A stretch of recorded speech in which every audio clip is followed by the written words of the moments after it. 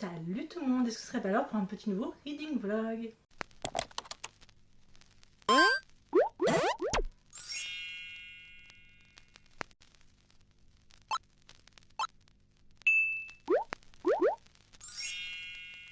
J'enchaîne les reading vlogs, c'est un truc de malade, mais écoutez, hein, je pense que c'est quelque chose que j'apprécie faire, donc tant que j'ai envie de le faire, je le fais. Je suis en train de lire La Révolte de l'Arène de Morgane Moncombe chez l'édition Hugo Roman, qui est donc le premier tome de sa trilogie Inheritance. Et voilà, j'en suis ici, j'en suis à la page 171, donc chapitre 13, et mon but c'est atteindre la page 200 aujourd'hui, ce qui n'était pas du tout prévu. Voilà, je voulais m'arrêter à 100 pages, mais écoutez, j'ai continué, donc ça prouve que le roman est vraiment bien. Je vais vous le résumer parce que j'ai pas envie de faire d'erreur en vous disant un peu mon résumé à moi-même. 1788, Versailles. Acacia se voit endosser un rôle qu'elle aurait tout donné pour éviter, reine de France. Pour le peuple, elle incarne l'espoir d'un pays à bout de souffle. Pour la cour, celui d'une souveraine vouée à sécuriser le trône. Or, la jeune mariée se révèle tout sauf docile, frivole, imprévisible et un brin rebelle, loin de l'exemplarité attendue d'elle. Elle fascine autant qu'elle scandalise. Son époux, Alexandre d'Arc d'Ulysse, est détesté par tous ses sujets. Devenu roi par défaut après la mort de son frère aîné, il règne sous la menace constante de ses ennemis et d'une maladie que beaucoup espèrent fatale. Acacia est pour lui une faiblesse de plus et une dangereuse tentation. Depuis leur rencontre, leur relation vire à l'affrontement. Pourtant, derrière les piques et les faux semblants, une attraction brûlante menace de tout faire basculer. Alors que la famine gronde en France et que la révolution approche, la reine devient une cible idéale. Acacia devra choisir, se plier au trône qu'on lui impose, ou continuer de défier les règles pour changer le cours de l'histoire, quitte à tout perdre, même l'homme qu'elle n'aurait jamais dû aimer. J'aime beaucoup ma lecture, genre vraiment, c'est... alors comme elle l'a annoncé au début en avant-promo, c'est un peu une fiction historique, une romance historique un peu modernisée, type Chronique des Bridgerton et The Great, qui sont deux séries que j'adore très clairement. Et je vois beaucoup de ressemblances avec Bridgerton sur certaines scènes et surtout The Great avec le personnage de Acacia. Et écoutez, j'aime beaucoup ma lecture, genre vraiment beaucoup. Je vais juste vous lire les trigger warnings avant parce qu'il y en a quand même pas mal. Alors attendez. Mort, deuil, violence sans décapitation. Contenu à caractère sexuel, press kink, miroir play, domination, soumission douce, voyeurisme, privation sensorielle et spanking. J'adore vraiment ma lecture pour le fait que je continue et que je ne m'arrête pas à 100 pages et que vraiment il y a quelque chose qui me plaît dedans. Les seules romances historiques que j'ai l'habitude de lire, c'est Chronique des Bridgerton et j'ai vraiment rien lu d'autre. Et ce qui me plaît beaucoup dedans, c'est vraiment la relation entre Acacia et Alexandre. Quelque chose que j'ai un peu détesté le personnage d'Acacia au début parce que j'ai trouvé vraiment imbu d'elle-même. Et genre, ouais, je dépense ma fortune et tout, jusqu'à qu'il y ait un événement qui se passe et qu'elle se rend compte, ben, peut-être qu'il est temps que je change les choses. Et j'adore vraiment sa petite évolution qui est là jusqu'à maintenant.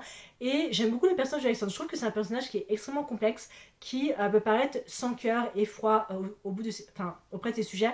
Mais en fait, le fait qu'il soit malade et le fait que le trône de base lui revenait pas, mais qu'il a dû endosser le rôle de roi après la mort de son frère, qui est Louis, donc justement Versailles, ça, je trouve ça vraiment génial. Et on voit vraiment que en fait, c'est juste un homme qui est faible et juste, en fait, il sait qu'il va mourir et donc le trône l'importe peu, c'est juste qu'on l'a obligé à faire quelque chose qu'il ne voulait pas, tout comme Acacia. Donc les deux ne peuvent pas se voir quand ils sont dans une même pièce, ils ne peuvent pas s'empêcher de se lancer des pics, mais on sent qu'il y a une vraie attirance entre Acacia et Alexandre, et j'aime beaucoup ça. J'aime aussi beaucoup tout le sujet autour de la cour, et le fait qu'une femme, le fait qu'elle soit reine, ce qu'elle peut faire et ce qu'elle ne peut pas faire, et on voit Acacia qui décide de tout faire. Là, le dernier chapitre que je viens de lire, c'était sur la chasse, et les conseillers un peu de Alexandre étaient genre, maintenant c'est une femme, vous ne pouvez pas faire la chasse, vous devez rester au fond avec le carrosse et nous regarder. Et Acacia elle a fait, maintenant en fait je vais le faire, vous pouvez pas me dire le contraire. Et Alexandre il rigole parce qu'il fait, bah alors, oui qu'elle le fasse. Et j'aime tellement le changement, et elle est vraiment, c'est une femme qui est très un peu libertine aussi, voilà, qui a de bonnes idées, qui se connaît beaucoup en matière de sexe et tout ça, et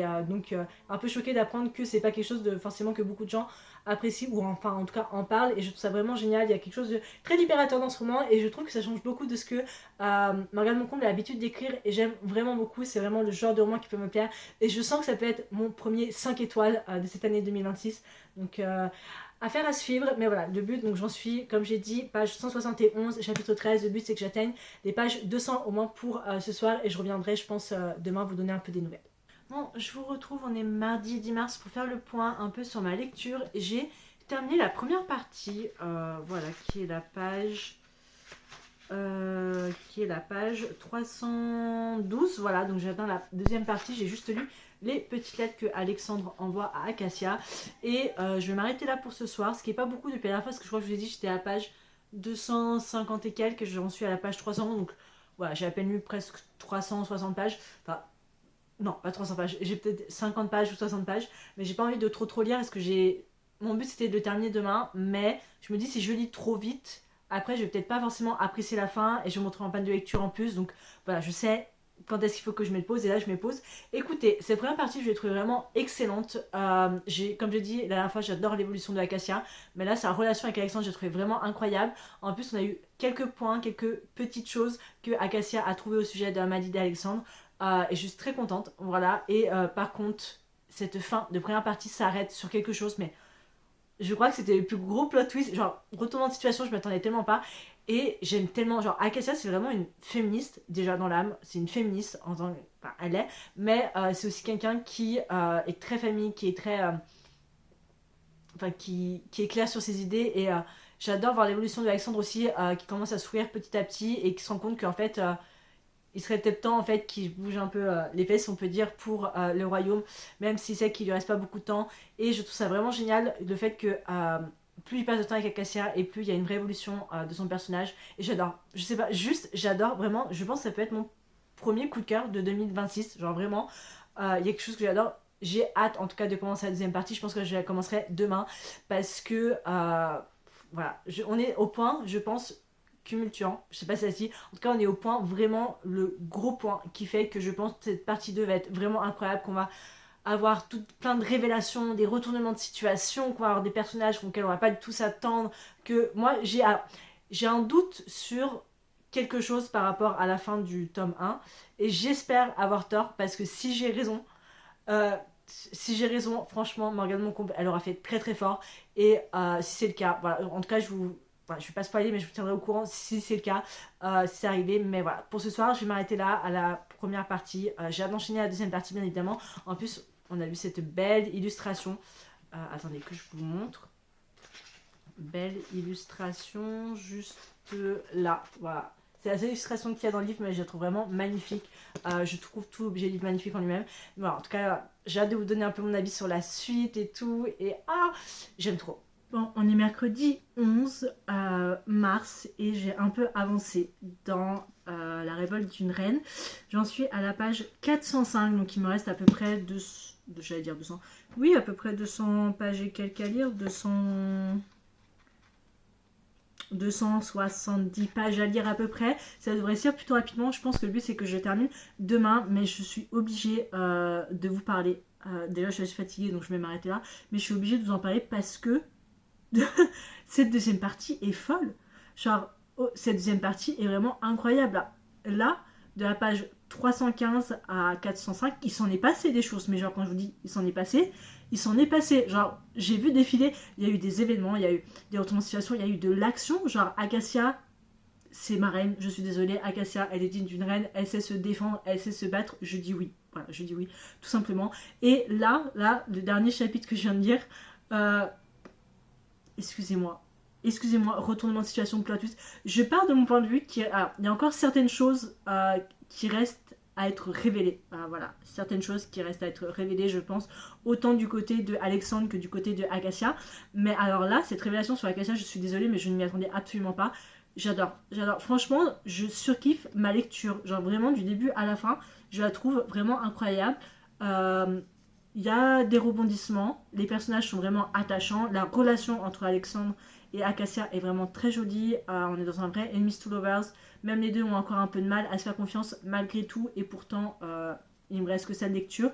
Donc j'aime beaucoup le fait que leur relation évolue au fil des chapitres et au fil des mois qui défilent, et j'adore voir Acacia qui prend pleinement conscience de la narcissité, je crois que c'est un mot, qu'elle avait, et se dire ok bon bah je suis reine donc il est temps que j'endosse mon rôle de reine, et elle a vraiment pris sur elle, et voilà, elle a fait dire, voilà, elle a dit c'est pas parce que je suis reine que ça veut pas dire que le roi est au-dessus de moi, j'ai quand même aussi des droits, et elle le prouve, et ça j'aime trop. Et j'aime toujours aussi Alexandre, mais je pense qu'il y a vraiment encore un gros truc derrière Alexandre qui va être révélé, pas forcément sur lui mais sur son entourage, et parce que moi je pars du principe, je vous ai dit que c'était passé quelque chose à la fin de la première partie où je me dis j'ai l'impression qu'il y a autre chose. Voilà, moi mon point de vue, je pars du principe que il y a toute une histoire autour d'Alexandre qui n'est pas finie et que si ce que je pense peut arriver, ça va me faire très mal et ça va me faire très peur. Mais voilà, dans tous les cas, j'avais juste envie de parler un peu de ça. Donc le but serait que je termine demain. Est-ce que ça va être le cas? Je ne sais pas. Mais voilà, là pour ce soir, je vais m'arrêter ici parce qu'en fait, je me dis si je dévore trop, j'ai peur en fait que je sois montée comme les montagnes russes, genre niveau j'adore, et en fait que je redescende complètement et je fasse ah ouais. Donc je préfère vraiment là vers les derniers chapitres parce qu'il y en a combien? Je suis au chapitre 33 sur 46 il me semble. Je crois qu'il y a 46 chapitres. Alors je veux pas me faire spoiler, je cherche juste un chapitre. 45, 46, c'est ça. Il y a 46 chapitres. Donc voilà, je pense que j'essaye justement de minimiser le fait de terminer tout de suite pour éviter que genre la hype autour de ça, enfin la hype autour du livre que j'ai redescende et que je sois spécialement déçue. Donc voilà, je prends mon temps et je suis contente de prendre mon temps pour lire mon livre, sachant qu'il me reste 2 livres à lire à peu près parce que je pense que Where the Library Heist, je suis pas très sûre de lire ce mois-ci, mais bon, on verra. Mais très contente de ma lecture, j'adore. Je vous retrouve entre midi et 2 pour clôturer ce reading vlog. Je viens de terminer, là, juste avant de rentrer chez moi, La Révolte de la Reine de Morgane Moncomble et ma note finale est de 4,5. J'ai vraiment adoré. Là, les dernières 283 pages que j'ai lues, je les ai lues ce matin. C'est pour vous dire à quel point j'étais vraiment fondant. J'ai vraiment adoré. Je savais qu'il y avait Anguille sous roche. Je savais qu'il y avait encore tellement de secrets que Acacia et Alexandre avaient. Et ces révélations, franchement, je m'y attendais, mais absolument pas du tout. Et je me rends compte que finalement, il y avait peut-être des petits indices.